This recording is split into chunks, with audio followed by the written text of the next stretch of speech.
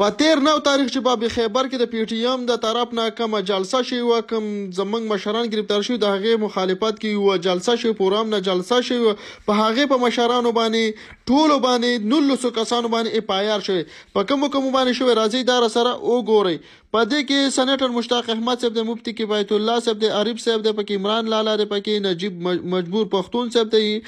او بلال ورکزی صاحب دی، پکې فرهاد صاحب دی، پکې او دغه شان آفتاب شینواری صاحب دی، پکې مقیب افریدی صاحب دی، پکې او دغه شانتي عید الرحمن صاحب دی، پکې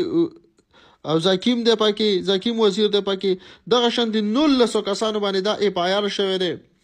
زه ارجان دي ته چې په دې ملک کې د په دې صوبه کې د خیبر پښتونخوا کې حکومت د وزیر اعلی صاحب دی. وزیر اعلی صاحب چې خپل جلسې جلوسونه کوي په هغې باندې هېڅ قسمه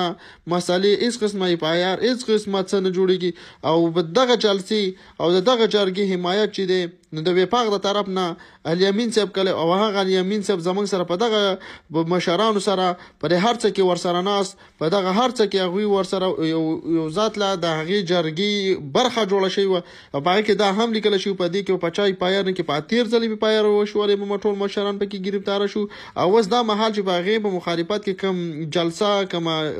غونډه وشوله، په هغې مشرانو زموږ مشرانو باندې یو ځل بیا پی آر وشو.